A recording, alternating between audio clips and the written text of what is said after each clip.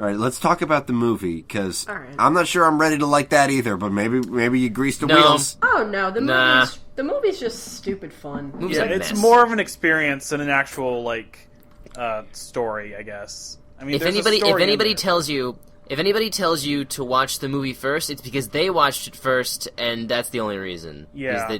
There's no, you can't. The movie's not even that popular among the fandom itself. Good. The fandom itself was like, the hell, we waited all these years and this is what we got? And a lot of what people really just come to the conclusion is that, like, well, I mean, it was interesting, it was fun, I had fun, whatever, I don't care. Doesn't take anything away. I thought it was really entertaining because, we sat there watching it at 3 a.m. and, it felt like 30 minutes had gone by the end. What the fuck? It was over, and I was like, excuse me? What do you mean an hour and a half has passed? That's impossible. It's literally... I need to watch it again. I need to watch... I know. I need to have it playing while I look at a stopwatch. I need to fucking become Mickey. Maybe that's why. Maybe that's why Mickey has the stopwatch. I think the movie is just the victory lap. I mean, it's... it's the same story. It's grotesquely self-indulgent. Yeah. Yes. Yeah.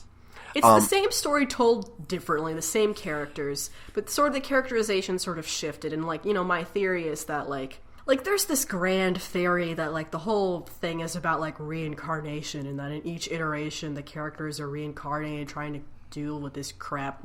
I don't know. I mean, continuum I don't shift. buy that for a minute. There's so much shit that you could do. I don't think that can... That's interpretation. I don't buy for a minute that it was intentional on the author's part, but because it's its own, because it's a text, all interpretation that you can succinctly, defend is valid. But at the same time, shut up. Yes, but I agree with that. An interpretation can be simultaneously valid and stupid. Yep. Exactly. That's what I learned in my 4 years. So, with the movie, the way I interpret it is that it's a continuation in the sense that it's this is Anthe with much more agency, sort of freed, playing along with this role just so she can find Utena. Finding Utena, saving her, or telling her to save herself, which honestly isn't very hard because, Utena is a very simple person, so it's not that hard to get her out of her funk. And then hey, Utena, cut it out.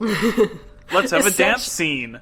Essentially, it's just Utena, come on, don't buy into all that prince crap. It's stupid. You have long hair now, shut up. And then them just fucking being yes, goodbye forever, stupid world with your stupid stories. It's just the two of us and we're beautiful. This relationship is the only thing that's actually real. All that other shit is made up and garbage. And yet, I feel like I could buy that if it was more like the show's ending where they're physically just walking out of a place instead of we are naked in a car. driving through a wasteland. No, they're naked and losing down the road. Cars is adulthood, remember? God. But I thought it was false adulthood. But this is a real car because it's made out of their bodies. Yeah, it's literally them on wheels. It's literally them spooning on wheels.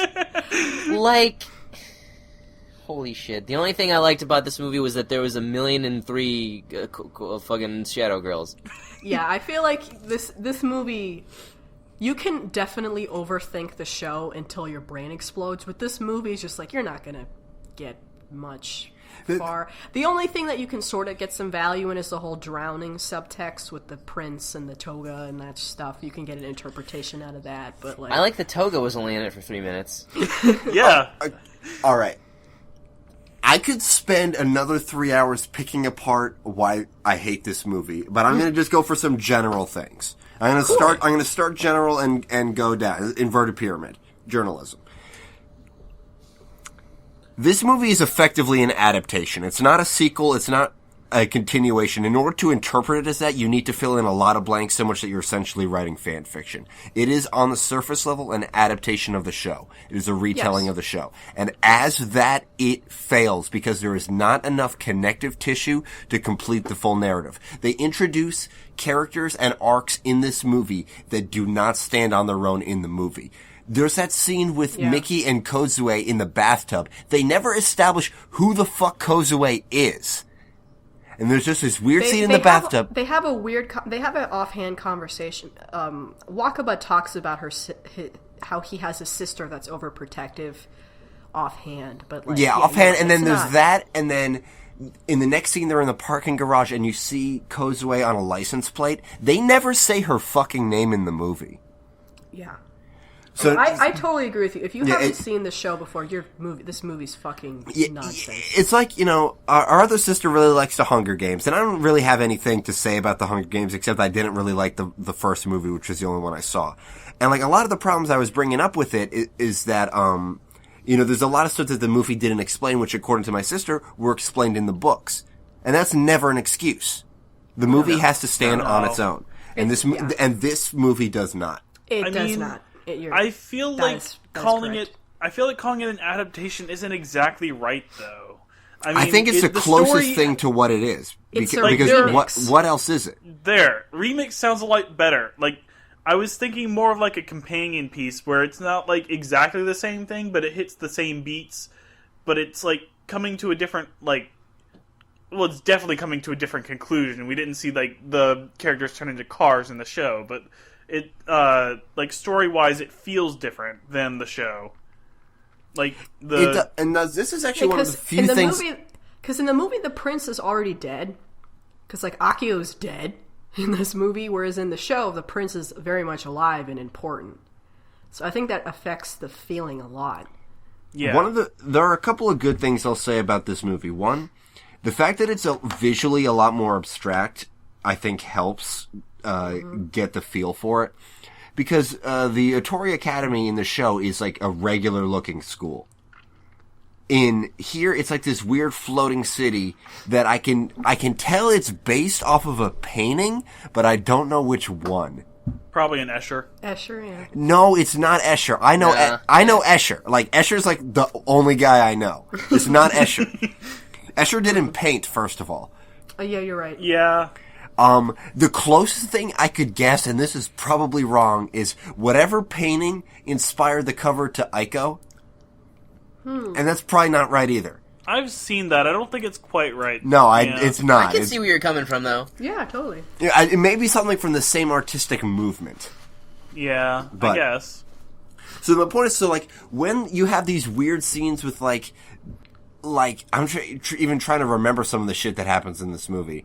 Like the shit where butterfly wings made out of bed sheets come out of Shiori's back. You're more... And that's saying she's a parasite.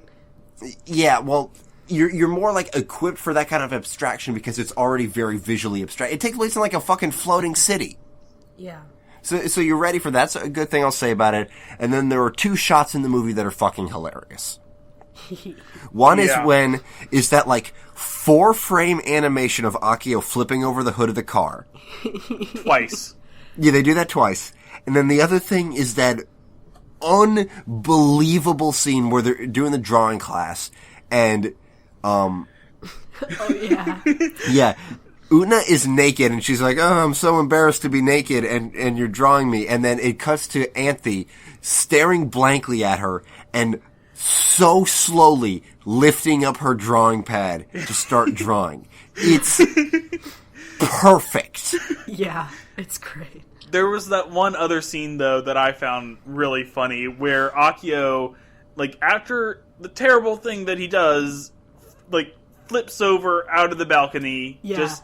like Dick Van Dyke. Like, it's really, like, cheesy slapstick, but, Yeah, and I think that's part of the point, because in this movie, Akio is, like, really shown to be the butt monkey that he is. Like, the just complete waste of crap child that he actually is. Okay, now, did they try in that scene that I slept through the first time and then rewatched in the elevator? Did they at that point say that Toga had been Bruce Willis the whole time? Is that what they were doing? Yes. Yeah. Then how the fuck did characters interact with him in earlier scenes? They did. No clue. Yes, they did. There yes, was at they least did. one time. There was at least one time where he interacted with a character, and I'm trying to remember what it was. Oh, Shiori. No, there was the thing with Shiori, which I felt like it was Miki. Like Miki was like it was the opposite. Mickey's like, who is this Toga? No. And while Toga was standing right next to him, and he was like... At the pool, when the hose bursts and they get water sprayed on him, Toga takes out his handkerchief, he dries off Anthe, and Anthe reacts to him. Yeah, that. That 100% happened. You're right. I guess because it's Anthe? I don't know. Yeah, maybe. I don't know.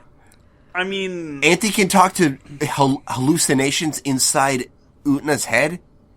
Fuck off. I mean... Yeah, she's...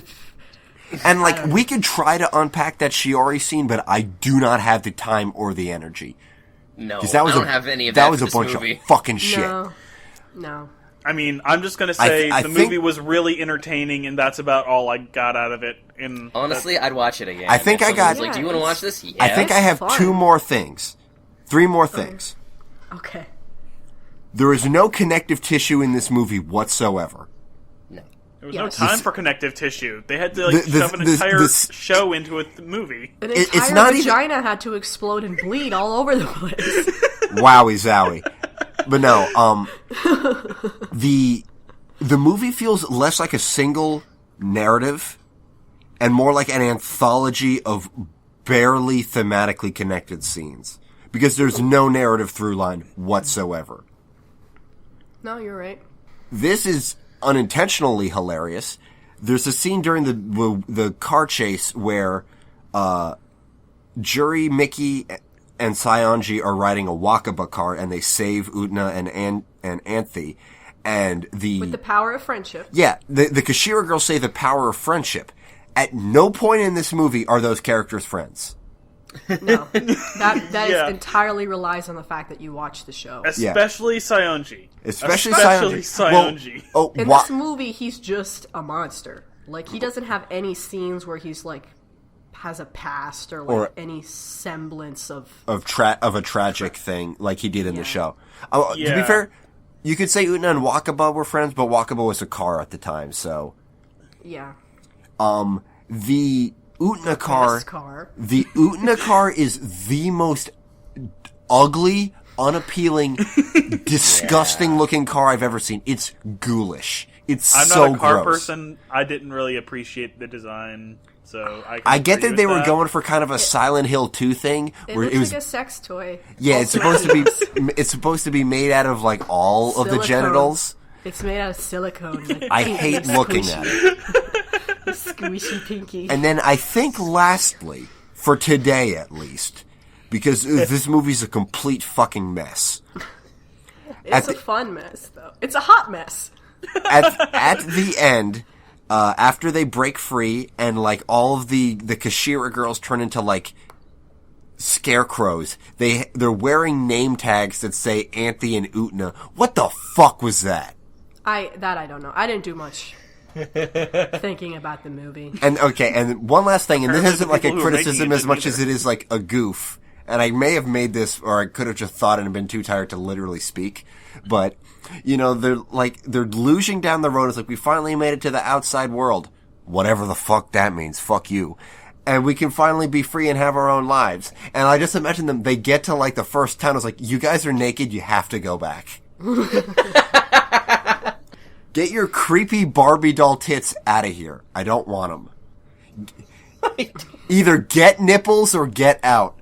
At the end of the movie, they're luging toward a castle, which kind of bothers me now that I think about it, because like they were just escaping the ideal of like fairy tale endings, but now they're destroyed the false castle. Yeah, now they have a fairy tale ending where they're just going off to another castle. Like, that seems counterintuitive, and like nothing around them looks real. It's all barren wasteland of nothing.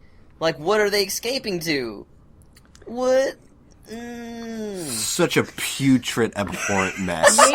Maybe it's their own castle that they created, as opposed to a castle that was thrust upon them. How can they have created it when they were in the other castle the whole time? When did they build it, Nina? It's not a real fucking castle, goddammit, Nina. But they escaped to the real world! The castles are supposed to be real in the real world, Nina. Don't you ever listen to yourself? Castle Cagliostro. It's just like, a movie. Once you claim, like, we're in like, this is reality now... Now the illusions are over. Fill reality with metatextual bullshit. Can't you though? No. It's you. No. Like, you guys say the movie, you guys say the movie's fun, and I guess I get what you're saying from, but like, it just made me so angry that it was like such a waste of time that like, I still stand by it being one of the worst movies I've ever seen. Like, I understand. Nothing is real. Glob is dead. Oh! Actually, one other more thing. I was hoping that with a movie budget, they could have given us at least one cool swords fight, but no, they just copy pasted the fucking ones from the show again. Because the sword fighting wasn't the important part. Well, nothing was important in the movie. They could have made a cool sword fight. No, I mean, like, they did a cool car chase, and that wasn't important. The sword fighting was never important to the show or the movie. Like, the story could have been about them playing chess or something, and it would have been just as important. I get that. I want to see a cool sword fight because they have a movie budget now. Because nothing in the movie matters, so why not? Yeah. I don't know. All I have to say is, if you want more coverage on this movie, if you're really jonesing for it, and you haven't watched the Jesu Otaku Owen Citizen joint review they did, that comes highly recommended. That video is also quite fun to watch. And there is a little bit of analysis in there that's kind of interesting, so... I did watch that before Shing. the podcast. Like, I just watched that today before we did the podcast, and it's... Like, I think that it does a pretty good job of covering the movie, and the jokes are pretty funny still, so, yeah. Also recommended. Recommended. So, we're done. We have to be done. Yes. Absolutely, all we're the way done. Okay,